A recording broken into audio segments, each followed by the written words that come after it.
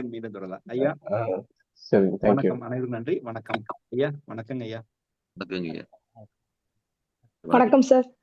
வணக்கம் ஐயா. ஐயா ஐயா வணக்கம் ஐயா. ஐயா வணக்கம் ஐயா. ஐயா வணக்கம் ஐயா. வணக்கம் ஐயா. அரிசியை பத்தி சகோதரர் பேசிட்டு இருந்தாரு. ஐயா வணக்கம் ஐயா. நாம இப்ப சாப்பிடுற அரிசிலாம் அரிசியே கிடையாது. உலகத்திலேயே நிறைய உணவு தானியங்கள் நிறைய இருந்தா கூட அதுல அரிசி தான் நம்பர் 1. உலகத்துல நிறைய தானியங்கள் இருக்கு. கோதுமை இருக்கு, கோதுமை நிறைய இருக்கு, மில்லட்ஸ் இருக்கு, எல்லாமே இருக்கு. அது அரிசி நம்பர் 1. அரிசிக்கு ஈக்குவலா தான் மில்லட்ஸ் இருந்தது. பட் இப்போ அரிசியை நம்ம எல்லாம் அது என்ன படுகொலை பண்ணி நம்ம சாப்பிட்டுட்டு இருக்கோம். நிறைய மாற்றங்களுக்கு கொண்டு வந்துட்டோம். சிம்பிளா அரிசி அப்படின்னா கைக்குத்தல் அரிசி தான். அரிசின்னா கைக்குத்தல் அரிசி. அரிசின்னா நெல் அந்த உமி போக உள்ள அந்த சிவப்பு காருன்னு சொல்லுவாங்க. அந்த சிவப்பா இருக்கும், அப்படி படிஞ்சிருக்கும். அதுதான் அரிசியினுடைய ஒட்டுமொத்த பலனையும் தரக்கூடியது, எட்ஜ் பார்டர். ஆனா அந்த மாடர்ன் ரைஸ் மில் உள்ள வந்த பிறகு, அதான் நாமெல்லாம் பிறக்கிறதுக்கு முன்னாடின்னு நினைக்கிறேன். நான் பிறந்த பிறகு கூட அந்த மாடர்ன் ரைஸ் மில்லாம் பார்த்தேன். அப்போ அதுக்கு முன்னாடியே வந்திருக்கு போல இருக்கு. எப்பெல்லாம் மாடர்ன் ரைஸ் மில் நவீன அரிசி ஆலைன்னு சொல்லி கொண்டு வந்து ஊருக்கு நவீன கொண்டு வந்தாங்களோ அன்னைக்கே முடிஞ்சு போச்சு. மக்களுடைய சுகாதாரம் ஆரோக்கியமெல்லாம் போயிடுச்சு. அவன் என்னைக்கு கைக்கூட்டல் அரிசி விட்டுட்டு மிஷின்ல கொடுத்து பாலிஷ் பண்ணி சாப்பிட ஆரம்பிச்சாங்களோ அன்னிலிருந்து நோய்கள் ஆரம்பிச்சிருச்சு. நோய்கள் ஆரம்பிக்கிறதுக்கு ஒரு மிக முக்கியமான காரணம், மேஜர் ரீசன் அதுதான். இன்னைக்கு நம்ம சாப்பிட்ற சாப்பிடலாம் சக்கையெல்லாம் சாப்பிட்றோம். எவ்வளோக்கு எவ்வளோ பாலிஷ் பண்ணி எவ்வளோக்கு எவ்வளோ ஒயிட்டா சாப்பிட்றோமோ அவ்வளோக்கு நல்லது பெருமை நினைச்சிட்டு இருக்காங்க மாடர்ன் எஜுகேட்டட் பீப்புள் கூட. ஆனா கைக்குத்தல் சாப்பிட்றது கேவலம்னு நினைக்கிறாங்க. கைக்குத்தல் சாப்பிட்றது கேவலம், அது ரொம்ப அசிங்கம், அது ரொம்ப அவமானம், அப்படிலாம் சாப்பிடக்கூடாது. எல்லா ஃபங்க்ஷன்லையும் ஒயிட் ரைஸ், சாதம்னாலே ஒயிட், சாதம்னாலே ரெட் இருக்கணும். அதான் முறையான அரிசி, சரியான அரிசி. அதை சாப்பிட்றதுல எல்லாம் நோய்கள். நான் ஏற்கனவே ஒரு வீடியோ கூட பதிவு பண்ணியிருக்கேன். ஒரு முறை எதாச்சியா வேற ஒரு விஷயமா போகும்போது சூப்பர் மார்க்கெட் போக வேண்டியதாக இருந்தது. எங்கள் ஒய்ஃப் எல்லாம் முன்னாடி போயிருந்தாங்க. சரி கூட ஜஸ்ட் போனால் அங்கே அரிசி விற்கிறாங்க. அந்த அரிசியை அந்த கலராக சிவப்பாக இருக்கிற அரிசியெல்லாம் யாரும் வாங்கலை. ஒயிட் ரைஸ் எவ்வளோக்கு எவ்வளோ பாலிஷ் பண்ணி உள்ள சக்கையா, வெறும் சக்கை, ஒன்றுமே இல்லை, ஸ்டார்ச் மட்டும்தான். அந்த ஸ்டார்ச் கூட உள்ள போனால் ஜீரணமாகாது. அந்த ஸ்டார்ச் கூட உள்ள போனால் ஜீரணமாகாது. அது அந்த மாதிரி டாக்ஸினா வெளியே வந்துடும். அது அந்த மாதிரி அரிசியை காஸ்ட் ரொம்ப ஹையஸ்ட் குவாலிட்டி, ஃபர்ஸ்ட் குவாலிட்டின்னு வாங்குறாங்க. வாங்கின பிறகு அப்படியே அடுத்த பக்கத்தில் அந்த டின்ல, மாடர்ன் டின்ல, இந்த பிளாஸ்டிக் பாக்ஸில் அடைச்சி அந்த உண்மையை விற்கிறான். ஹேன்னு சொல்லி போட்டு விற்கிறான். அதுக்கு ஒரு பிராண்ட் நேம் போட்டு கிலோ 1400 ரூபாய்.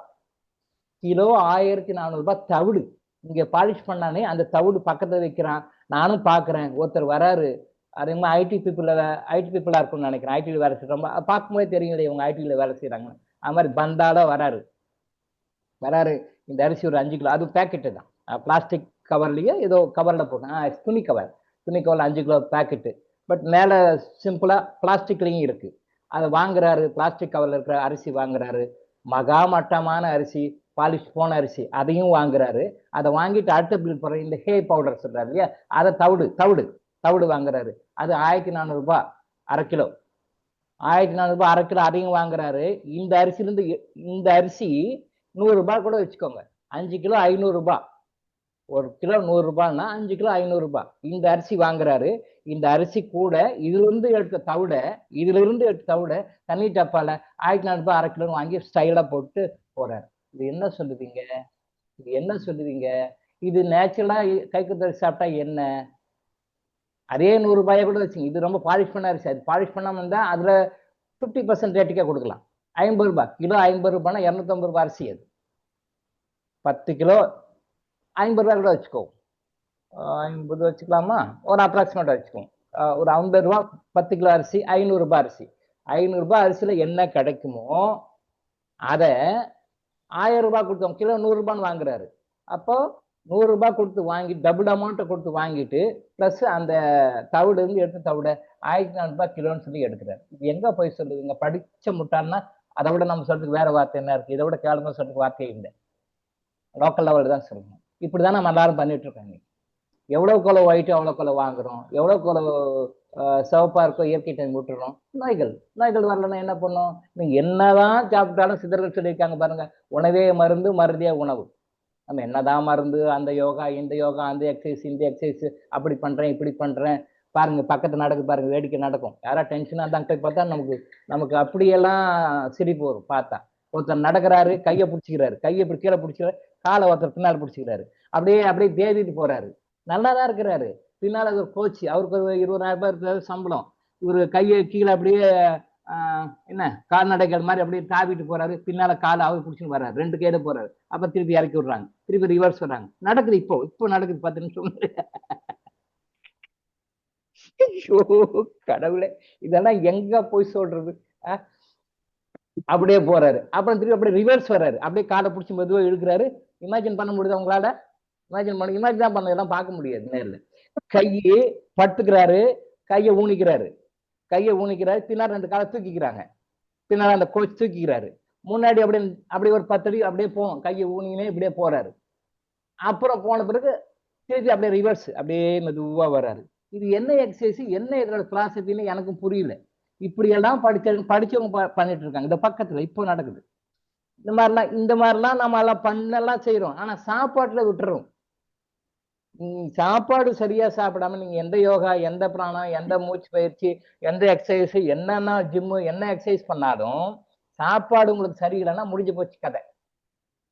அடிப்படை தேவை இதுக்கும் கொடுக்கணும். ஆனா சாப்பிடலாம் சக்க சாப்பாடு, சாப்பிட்ற சாப்பாடு இன்னைக்கு எல்லாமே படிச்சவங்க படிக்காதவங்க எல்லாருமே, படிக்காதவங்களை பார்த்து படிச்சவங்க கேட்டு போயிட்டான், படிக்காதவங்க இவனை பார்த்து அவன் கேட்டு போயிட்டான், முன்னாள் நான் கேட்டேன் என்னால் நீ கேட்டேன்னு எல்லாருமே தப்பு தப்பா சாப்பிட்டு தப்பு தப்பா நோய்களா இருக்கு.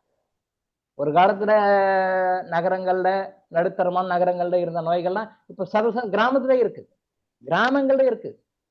இதுக்கு எந்த வகையில நாங்க விட்டு கொடுத்தவங்க இல்லை அப்படின்னு சொல்லிட்டு கிராமங்கள்ல நல்ல ஆரோக்கியமாலாம் இருந்தாங்க. இப்ப போய் பார்க்கும் பொழுது அந்த பிஹெச்டி பண்ணும்போது நிறைய கிராமங்களுக்கெல்லாம் போனேன். அப்ப கிராமங்கள்லாம் போய் பார்த்தா எந்த வகையில சிட்டியில் இருக்கிற மக்களுக்கு விட்டு கொடுத்தவங்க இல்லைன்ற மாதிரி எல்லா நோய்களும் கிராமத்துலயும் இப்ப இருக்கு. அங்கிங்கனாதுபடி எங்கும் நிறைந்திருக்கின்ற கடவுள்ன்ற மாதிரி அங்கிங்கனாதுபடி எங்கும் இந்த நோய்கள்லாம் நிறைந்திருக்கு. பிகாஸ் அவங்களும் தப்பு பண்றாங்க. எக்ஸாம்பிள் நான் சொன்னேன், சொந்தமா கறக்கிற மாட்டுப்பாலை சொசைட்டில போய் வித்துட்டு காசை வாங்கிட்டு வந்து பேக்கெட் பாலை வாங்கி குடிக்க வச்சு சாப்பிட்டா நோய் வராம என்ன பண்ணும்? ஸோ தானியங்கள்ல நிறைய மாற்றம் செய்யணும், சாப்பாடு நிறைய மாற்றம் செய்யணும். அதை பத்தி நாம அடுத்தது பேசுவோம். உணவுன்ற அதிகாரத்துல வரும்பொழுது அதை பத்தி, அந்த கட்டளை பத்தி பேசும்போது நம்ம அதை பத்தி நிறைய பேசுவோம். தயவு செஞ்சு அந்த பாலிஷ் ரைஸ் எல்லாம் போய் முடிஞ்ச வரைக்கும் கைக்குத்தரிசி சாப்பிடுங்க. சாப்பாடு நிறைய இறங்காது. கைக்குத்தரிசி நீங்க சாப்பிட்டீங்க அப்படின்னா சாப்பாடு உள்ள நிறைய இறங்காது, கம்மியாக தான் இருக்கும். ஆனா நீங்க நல்லா வால்யூம் ஆஃப் ஃபுட் எவ்வளவு சாப்பிட்றீங்களோ, இப்ப modern food volume of food நிறைய என்ன சாப்பிட்றோமோ அதுல சாப்பிட்றத விட பல மடங்கு எனர்ஜி நமக்கு உள்ள கிடைக்கும். சாப்பாடு கம்மியா இருக்குன்னு நினைக்காதீங்க.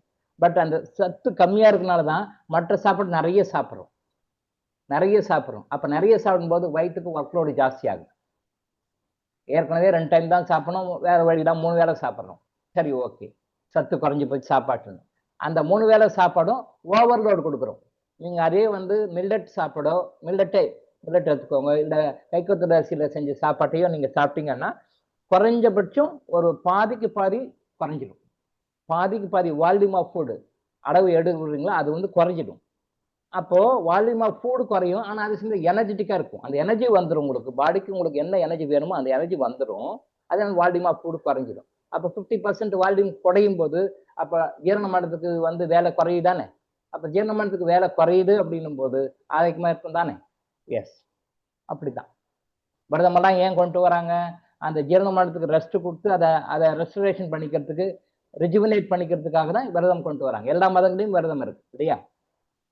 எல்லா மதங்களையும் விரதம் இருக்கு. விரதம் இல்லாத மதம்னா எதுவுமே கிடையாது. எல்லா மதங்களும் விரதத்தை ஏதாவது வகையில் சொல்லியிருப்பாங்க. வாய் ஏன்? அந்த ஜீரண மண்டலத்துக்கு ரெஸ்ட் கொடுக்கணும், அது தன்னைத்தானே புதுப்பித்துக் கொள்ள வாய்ப்பு கொடுக்கணும், அதை ரிஜுவினேட் பண்ணிக்கிறதுக்கு ஒரு சான்ஸ் கொடுக்கணுன்றதுக்காக தான் மதங்கள்ல கொண்டு வந்தாங்க. அப்போ நம்ம சாப்பிட்ற சாப்பாடும் இப்ப நம்ம எல்லாருமே நிறைய சாப்பிட்றோம்.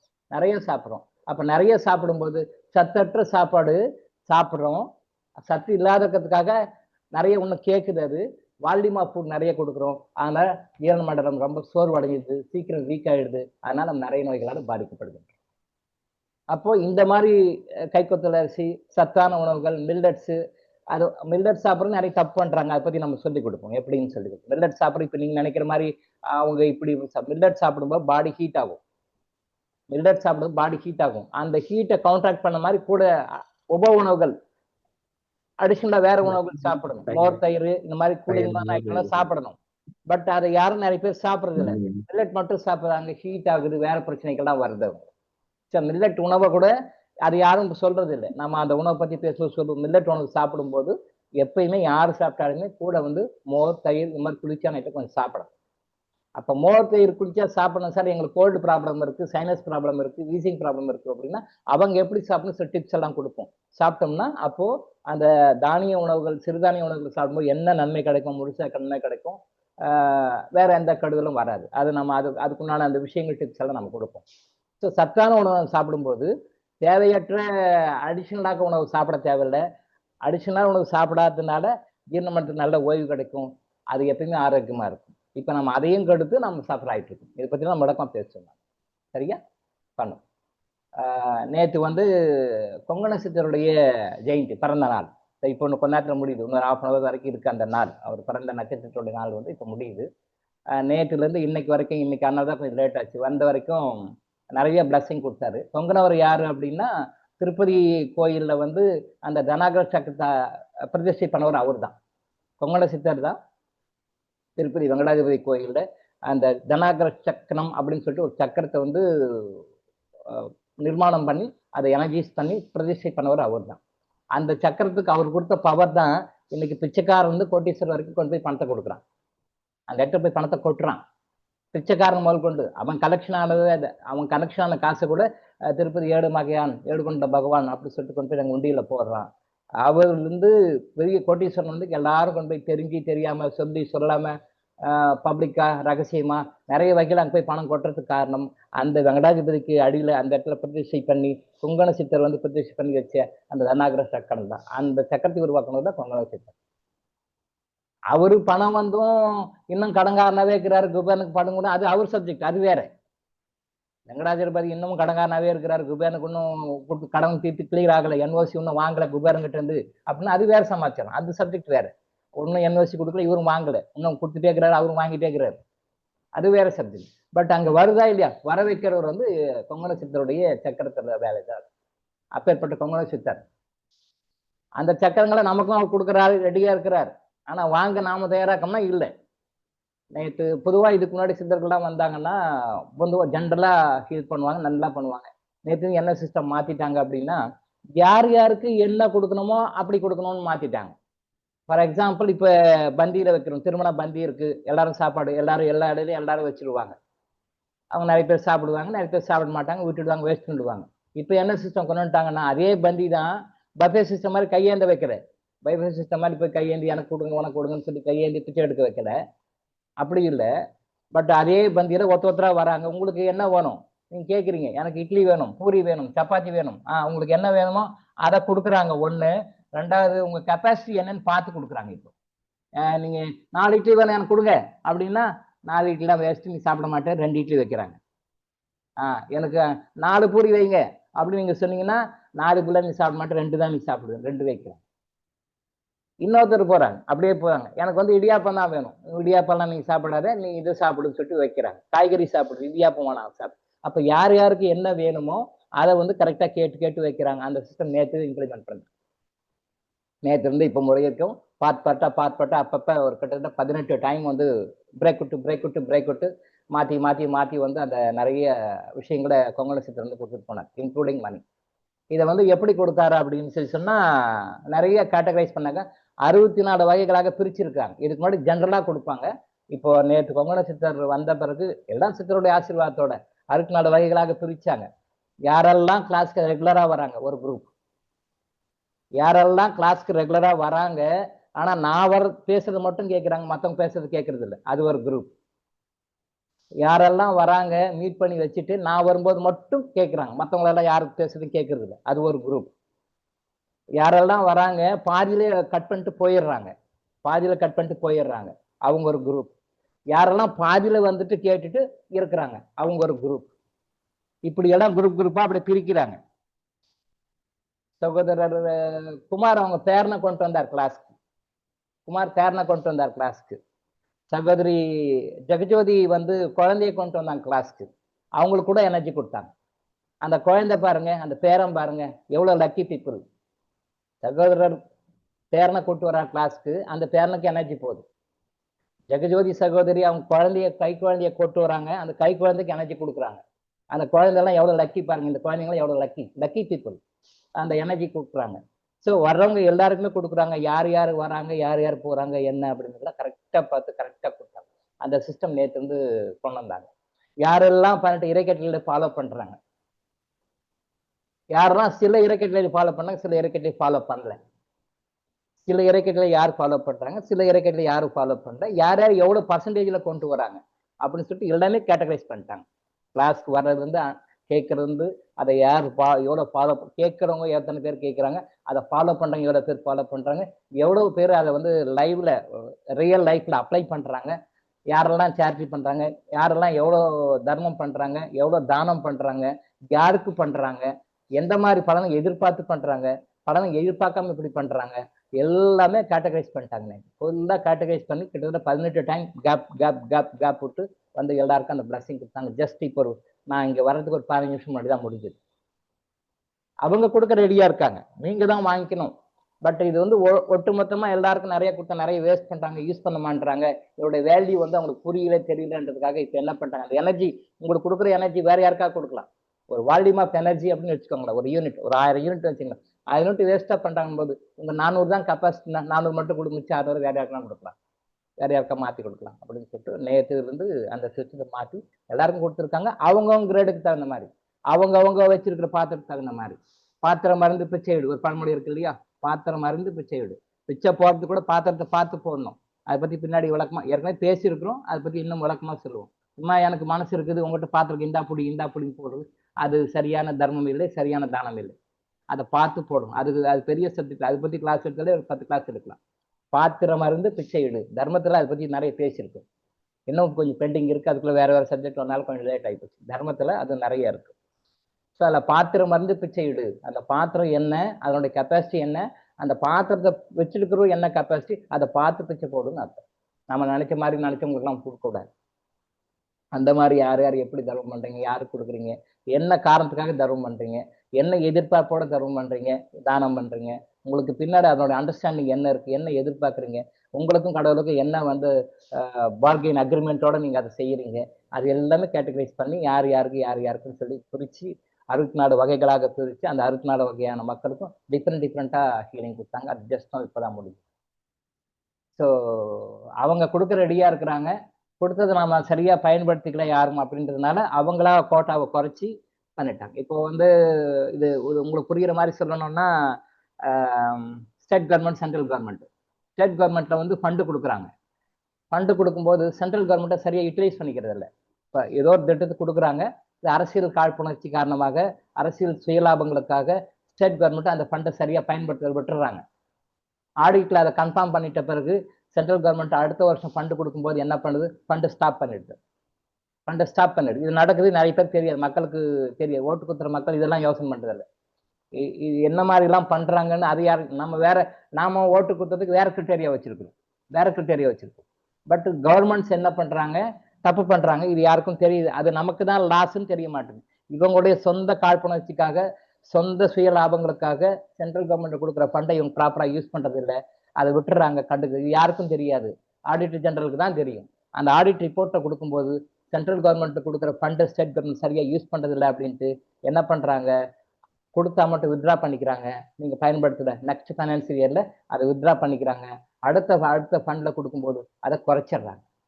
இல்லை நீங்க தான் ப்ராப்பரா யூஸ் பண்றது இல்லையே, உங்களுக்கு வேண்டாம், ஆனா யூஸ் பண்ற ஸ்டேட்டுக்கு நான் கொடுக்குறேன். இப்போ தமிழ்நாடு யூஸ் பண்ணலன்னா இந்த ஸ்டேட்டு நான் குஜராத் கொடுக்குறேன், ஆந்திரா கொடுக்குறேன், கர்நாடகா கொடுக்குறேன், இல்லை உத்தரகாண்ட் கொடுக்குறேன், இமாச்சல் பிரதேஷ் கொடுக்குறேன். யாரு ஃபண்டு உங்களுக்கு வேண்டாம், நீங்க அப்படியே அப்படியே நம்ம ரொம்ப தெம்பா இருக்கிறோன்றதுனால நீங்க யூஸ் பண்ண மாட்டீங்க, அந்த ஃபண்டை நான் மற்ற கேட்குற ஸ்டேட்டுக்கு நான் கொடுக்குறேன் அப்படின்னு ஸ்டேட் எப்படி ஸ்டேட் கவர்மெண்ட் அலாட் பண்ற அமௌண்ட் சென்ட்ரல் கவர்மெண்ட் டிஸ்ட்ரிபியூட் பண்ணி அதை வித்ட்ரா பண்ணிட்டு வேற கொடுக்குறாங்களோ, அதே மாதிரி சித்தர்கள், மகான்கள், யோகிகள் கொடுக்குற எனர்ஜியை நீங்க ப்ராப்பரா யூஸ் பண்றது இல்லைன்றதுக்காக அவங்க அதை வித்ட்ரா பண்ணி யார் கொடுக்குமோ அது மாதிரி மாத்திட்டாங்க. 64 கேட்டகரைஸ் பண்ணி மாத்திட்டாங்க. இதுல யார் லூசர்ஸ்னா நம்ம தான் லூசர்ஸ். பிகாஸ் ஆஃப் நம்மளுடைய ஈகோ, நம்மளுடைய அறியாமை, நம்மளுடைய அது என்ன சொல்றது, தேனாவட்டுன்னு சொல்லுவாங்க, திமிரு, நம்மளுடைய திமிரு. அதுக்கெல்லாம் இது போய் என்ன அப்ப நாம் நினைக்கிறதுனால அவங்க கொடுக்குற எனர்ஜி கட் பண்ணி டைவர்ட் பண்ணி மாத்திட்டாங்க. யார் யாருக்கு என்ன வேணுமோ அதை மட்டும் வாங்கிக்க, பரவாயில்ல, உனக்கு மிக்ஸ் எல்லாம் கொடுத்து பிரயோஜனமே இல்லைன்ட்டு வேஸ்ட் அப்படின்ட்டு கட் பண்ணிட்டாங்க. பட் இது ஒரு வகையில வந்து என்னடா அப்படின்னு நினைச்சாலும் ஒரு வகையில அது சரியா தான் படுது. ஏன்னா யார் யாருக்கு என்ன தேவையோ அதை கொடுத்துட்டு போகலாம், தேவையில்லாத அவங்களுக்கு கொடுத்து வேஸ்ட். இது யாருக்காவது வேற யாருக்கா பயன்படும் இல்லை, இது வந்து வேற யாருக்கா பயன்படும் இல்லை. ஸோ அந்த வகையில அது மாதிரி மாத்தி கொடுத்துருக்காங்க. அவங்க கிட்ட மேலும் மேலும் வாங்குறதுக்கு நம்ம தகுதிப்படுத்திக்கணும், நமக்கு நன்மை. அவ்வளவுதான். சரி, ஒரு நன்றி சொல்லிடுவோம் அவருக்கு.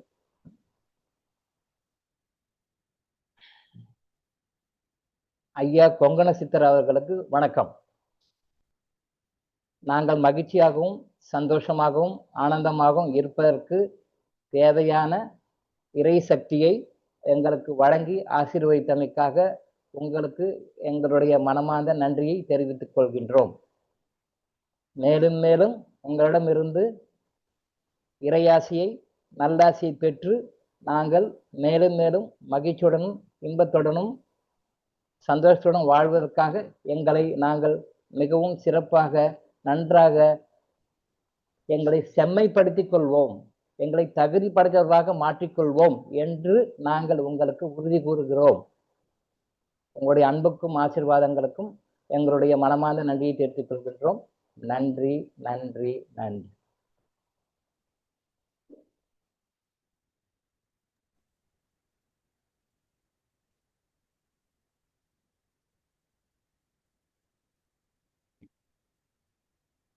நன்றி.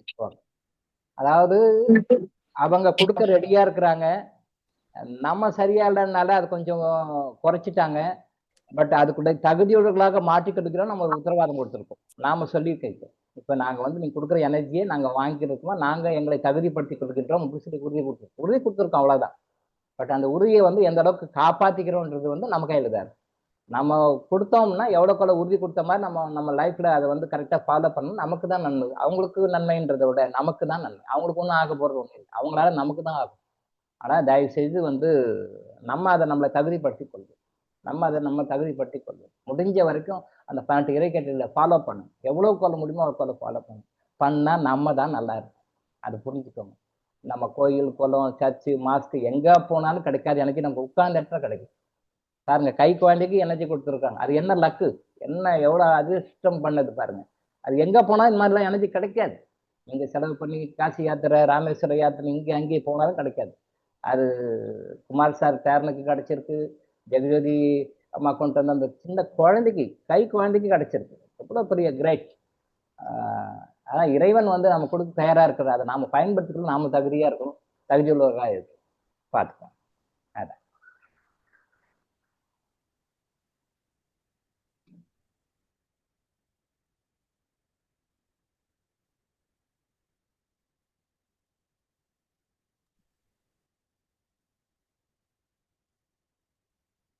நேற்று விவேகானந்தருடைய கோட்டு அனுப்பிச்சிருக்காங்க ஒருத்தர்.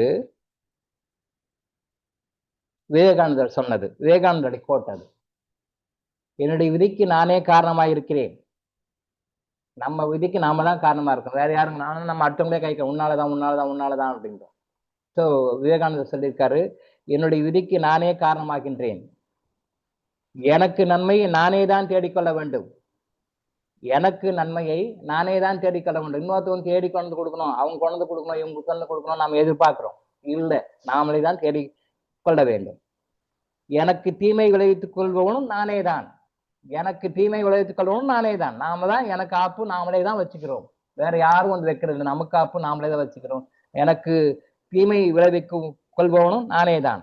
அதே மாதிரிதான் நன்மையும், எனக்கு நன்மை விளைவித்துக் கொள்பவனும் நானே தான். நமக்கு ஒரு நல்லது நடக்குது, நமக்கு சந்தோஷம் நடக்குது அப்படின்னா அதை நன்மையை விளைவித்துக் கொள்வதும் நாமே தான். இருந்து புரிஞ்சுக்கணும். மறைமுகமா சொல்றாரு அவர், நான் தூய்மையும் ஆனந்தமும் நிறைந்தவன் சொல்றாரு. நான் தூய்மையும் ஆனந்தம் நிறைந்தவன், நான் தூய்மையும் ஆனந்தம் நிறைந்தவன் அப்படி வரும்போது நமக்கு இறை சக்தி ஆட்டோமேட்டிக்கா கிடைச்சிடும். இப்ப நாம கூட மகிழ்ச்சி சந்தோஷம் ஆனந்தம் சொல்றோம். மகிழ்ச்சி சந்தோஷம் ஆனந்தம் எல்லாம் ஒரே வார்த்தை தான். ட்ரை பண்ணும்போது நம்ம மகிழ்ச்சியாகவும் ஆனந்தமாகவும் சந்தோஷமாக இருக்கணும்னா ஒரே வார்த்தை தான். பட் அது இன்டென்சிட்டி நம்ம அந்த அளவுக்கு அந்த டிகிரிக்கு நம்ம எதிர்பார்க்கணும், நமக்கு வேணுன்றதுக்காக திருப்பி அந்த வார்த்தையை சொல்றோம், வெவ்வேறு வார்த்தை சொல்றோம். போனாலும் ஒரே அர்த்தம் தான். நான் மகிழ்ச்சியாகவும் ஆனந்தமாகவும் சந்தோஷமாகவும் இல்லை, எல்லாம் ஒன்னே தான். நமக்கு அங்கலாப்பு, நமக்கு இதெல்லாம் வேணுன்றதுக்காக அங்கலாப்பு. அதனால மகிழ்ச்சியாகவும் ஆனந்தமாகவும் சந்தோஷமான வாழ ஆசீர்வாதம் பண்ணுங்க நாம கேட்கிறோம். அது தப்பு இல்லை, அந்த டிகிரி எனக்கு அவ்வளவு வேணும்னு கேட்கிறோம். அதேதான் இங்கே ஆனந்தம் ஒருத்த வார்த்தையில அடக்கிட்டாரு. ஆனந்தமும் தூய்மையும் நிறைந்தது. இங்க தூய்மைன்னா என்ன? தூய்மைன்னா என்ன? உடம்பு சோப் போட்டு குளிக்கிறது இல்லை, உடம்பு போட்டு குளிக்கிறது இல்லை. அது தூய்மை நம்ம நினைச்சுக்கணும், அதுவும் தூய்மை தான். பட் தூய்மையில அது ஒண்ணு. தூய்மைன்றது புற தூய்மை நீரால் அமையும், அக தூய்மை வாய்மையால் காணப்படும். திருவள்ளுவர் சொன்னார். புற தூய்மை நீரால், அக தூய்மை வாய்மையால். புற தூய்மை நீரால் காணப்படும். தண்ணி குளிச்சிடறோம், குளிச்சா புகை தூய்மை, ஓகே ரைட். அக தூய்மை வாய்மையால் காணப்படும். அக தூய்மை வாய்மை, நீதி நேர்மை தர்மம் சத்தியம். நீதி நேர்மை தர்மம் சத்தியம். அந்த சத்தியத்தை நம்ம லைஃப்ல, அந்த நேர்மையை தர்மத்தை அதை நம்ம ஃபாலோ பண்ணிட்டு வந்தோம்னா அதுதான் அகத்தூய்மை. அந்த அகத்தூய்மை நம்ம கிட்ட இருந்தா எல்லாமே கிடைக்கும்ன்ற மறைமுகமா சொல்றாரு. அந்த அகத்தூய்மை நம்ம கிட்ட நிறைய பேருக்கு இல்லை. புறத்தூய்மை இருக்கு, அகத்தூய்மை இல்லை. அகத்தூய்மை தான் ரொம்ப முக்கியம். புறத்தூய்மை பரவாயில்ல, நோ ப்ராப்ளம், அது ஒரு பெரிய பிரச்சனையே கிடையாது. ஆனா இன்னைக்கு அப்படியே டிக்ஷனரி சொல்லாத வார்த்தை உல்டாவா இருக்கு. எப்படி இருக்கு? புறத்தூய்மை இருக்கு, அகத்தூய்மை கிடையாது. புறத்தூய்மை இருக்கு, அகத்தூய்மை கிடையாது. பட் அகத்தூய்மை தான் இறைவனும் சித்தர் பெருமக்களும் பார்ப்பாங்க. சித்தரும் இறைவு பெருமக்களும் மற்ற உயர்ந்த ஞானிகள் யோகிகள்லாம் என்ன பார்ப்பாங்க? அகத்தூய்மை என்ன இருக்குன்னு பார்ப்பாங்க. அகத்தூய்மை இருந்தா ஓகே ஓகே ஓகே. பட் இன்னைக்கு 99% ஆஃப் த பீப்புள் அகத்தூய்மையில எல்லாம் கிடையாது, புற தூய்மையில தான் இருக்காங்க. அது வேஸ்ட். அதனால ஆக போறது ஒண்ணும் கிடையாது. ஸோ புற தூய்மையை விட அகத்தூய்மை வேணும். அதைத்தான் அவர் சொல்றாரு.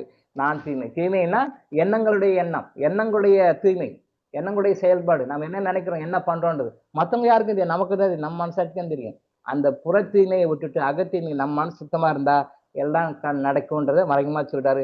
நான் தூய்மையும் ஆனந்தம் நிறைந்தவன்.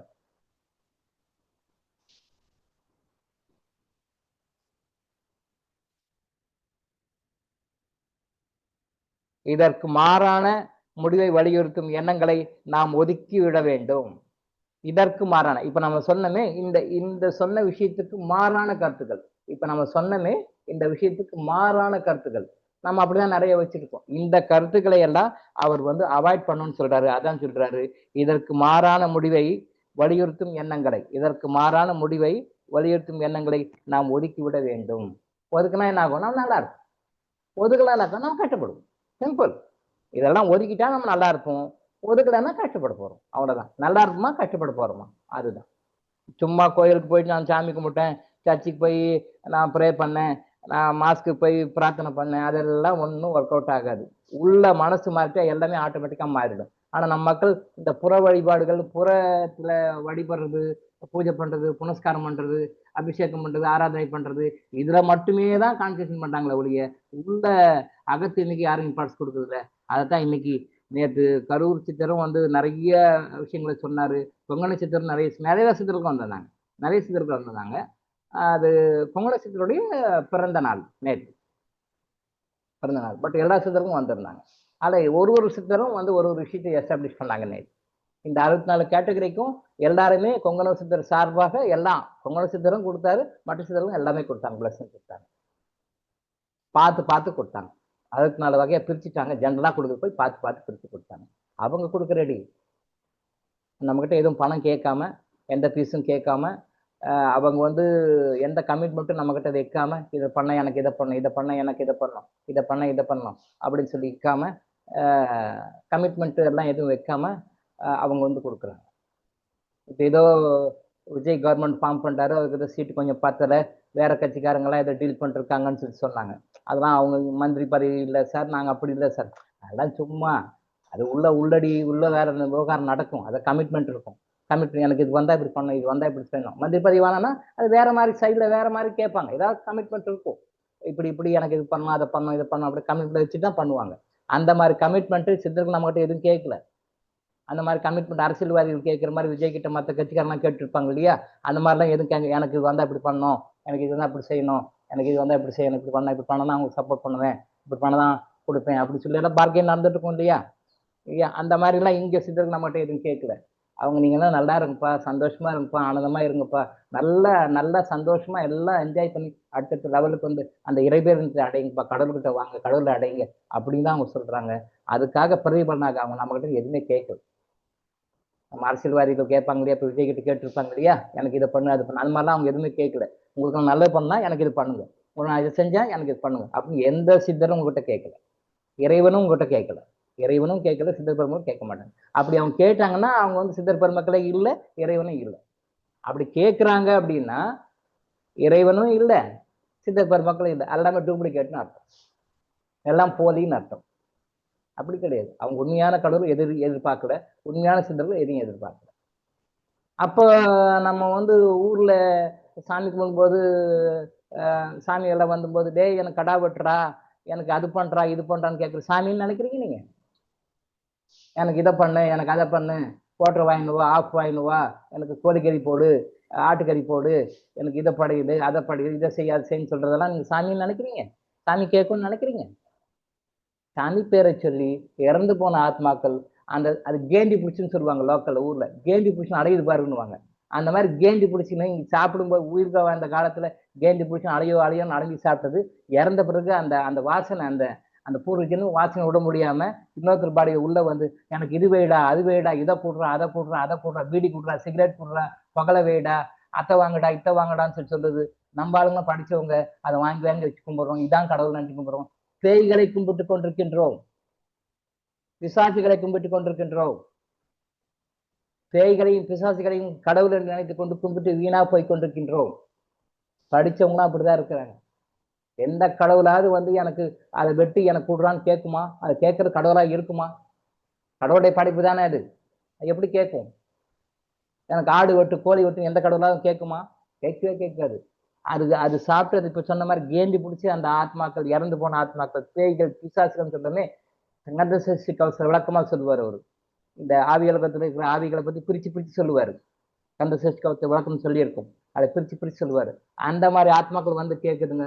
நாமளும் சாமின்ற பேர்ல அதெல்லாம் வெட்டி போட்டு கொடுத்து சாப்பிட வச்சு அதுக்கும் நெகட்டிவ் கர்மா வர வச்சு கொடுத்து நம்மளும் நெகட்டிவ் கர்மா சேர்த்துக்கிட்டு அடுத்த லெவலுக்கு மேலே போக்காம நாம கீழே சுத்திட்டு இருக்கோம். ஸோ இதெல்லாம் வேண்டாம்னு அந்த உண்மையான இறைவனும் உண்மையான சித்தர்களும் சொல்றாங்க. அதான் அதனால நம்ம கோச்சிக்கிட்டா என்ன பண்றது? அதனால கோச்சிக்கிட்டா நன்மை நமக்கு அவங்களுக்கான்னு பார்த்தா யாருக்கும் நன்மை கிடையாது. கோச்சிக்கிட்டா நன்மை நமக்கு இல்லை, கெடுதல் தான், கெடுதல் நமக்கு தான். அதாவது தயவு செஞ்சு இந்த மாதிரி மூடத்தனமான முட்டாள்தனமான மூட நம்பிக்கைலாம் போகாம உண்மையான இறைவனை உண்மையான சித்த பெருமக்களை அணுகி அவங்ககிட்ட எனர்ஜி வாங்கி நீங்க நல்லா சந்தோஷமாக ஆனந்தமாக வாழ்ந்து அடுத்த லெவலுக்கு போய் இறை விருந்தாடைய அளவுக்கு டெவலப் ஆயிக்கணும்னு சொல்றேன். அதான் நேற்று சித்தர்களுடைய மெசேஜ், பொங்கல் சித்தருடைய மெசேஜ் அதுதான். உறுதி கொடுத்துருக்குறோம். இந்த உறுதியை நம்ம எந்த அளவுக்கு காப்பாற்றிக்கணும் நம்ம கையில தான் இருக்கு. சொல்லியிருக்கோம் ஐயா, நாங்கள் எல்லாம் கரெக்டாக எங்களை உங்ககிட்ட வர எனர்ஜியை வந்து நாங்கள் முழுசாக வாங்கி தக்க வச்சு நாங்கள் சந்தோஷம் வாழ்வதற்காக நாங்கள் எங்களை மாற்றிக்கொள்கிறோம் சொல்லியிருக்கோம், அவ்வளோதான். பட் சொன்னியே ஏன் செய்யலைன்னு கேட்க மாட்டாங்க. நீ சொன்னியே ஏன் செய்யல, ஏன் பாதி செஞ்ச பாதி செய்யலை, ஏன் முழுசாக கண்டுக்க விட்டுட்ட, அரசியல்வாதிகள் கொடுக்குற வாக்குறுதி மாதிரி ஏன் விட்டுட்ட அப்படின்லாம் கேட்க மாட்டாங்க. அவங்க வாக்குறுதி கொடுப்பாங்க, நாமளும் ஓட்டு போடுவோம், அவர் தான் முடிஞ்சு போயிடுவோம், கண்டுக்க மாட்டாங்க. திருப்பி அடுத்த 5 வருஷம் கழிச்சு திருப்பி சொல்லுவாங்க, நாம திருப்பி ஓட்டு போட்டுவோம், ஓகே இப்படி போயிட்டு இருக்கோம். அந்த மாதிரிலாம் இல்லை. ஏன் கேட்க மாட்டாங்க. ஏன் நீ வாக்குறுதி சொன்ன அதை நீ செயல்படுத்தலை, ஏன் வந்து அதை எக்ஸிக்யூட் பண்ணலை, ஏன் அதை கண்டுக்கவே இல்லை, ஏன் பாதி செஞ்ச பாதி செயலை விட்ட, எல்லாம் எதுவும் கேட்க மாட்டாங்க. பிகாஸ் எல்லாமே நம்ம தான். இப்போ இவர் சொன்ன மாதிரி, விவேகானந்தர் சொன்ன மாதிரி எல்லாம் நாமே தான், நமக்கு நாமளே எல்லாம் பண்ணிக்கிறோம், வேற யாரையும் கையை காட்டிட்டு இருக்கிறோம், அது தப்பு, எல்லாமே நாம தான். அந்த கோட் தான் இப்போ விவேகானந்தர் சொன்னது, புரிஞ்சுக்கோ. சரியா? ஓகே, நாளை நாம் மீண்டும் சந்திப்போம். நன்றி, வணக்கம். ஓகே, பாடுங்கம்மா, யார் பாடுங்க. எப்போது நீ அறிவாயோ மனமே அப்போதே சாந்தி அடைவாய். இதை எப்போது நீ அறிவாயோ அப்போதே சாந்தி அடைவாய். எப்போது நீ அறிவாயோ மனமே அப்போதே சாந்தி அடைவாய். இப்பாரில் எப்போதும் எல்லாம் இறை அருளா, இப்பாரில் எப்போதும் எல்லாம் இறை அருளால் தப்பாது அணு அளவும் சரியாய் நடப்பதாக எப்போது நீ அறிவாயோ அப்போதே சாந்தி அடைவாய். முற்போது தர்மமென்றும் தற்போது அதர்மமென்றும், முற்போது தர்மமென்றும் தற்போது அதர்மமென்றும், முயன்றே சீர்திருத்திட முடியும் உன்னாலே என்றும், அற்ப அகந்தை சிறுகால் அலையாமலே அடங்கி, அற்ப அகந்தை செருக்கால் அலையாமலே அடங்கி, ஆண்டவன் ஆட்சியில் அதர்மமே இல்லை என்று எப்போது நீ அறிவாயோ, அப்போதே சாந்தி அடைவாய். எழுந்த உன் எழுச்சியால் எண்ணம் செயல் சொல்லாக, எழுந்த உன் எழுச்சியால் எண்ணம் செயல் சொல்லாக, இயற்றிய கர்மமெல்லாம்,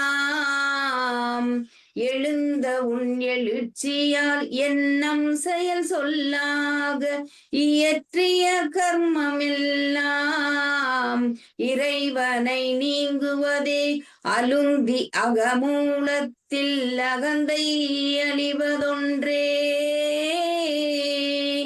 அலுந்தி அகமூலத்தில் அகந்தை அழிவதொன்றே, அரிய கிருத கிருத்தியான்மானுபவம் என்று எப்போது நீ அறிவாயோ, அப்போதே சாந்தி அடைவாய். இப்பாரில் எப்போதும் எல்லாம் இறை அருளால், தப்பாது அணு அளவும் சரியாய் நடப்பதாக எப்போது நீ அறிவாயோ, அப்போதே சாந்தி அடைவாய். அப்போதே சாந்தி அடைவாய். கருவாக்கி உருவாக்கி என்னை ஆண்டு காத்தருளும் இறைவா நன்றி.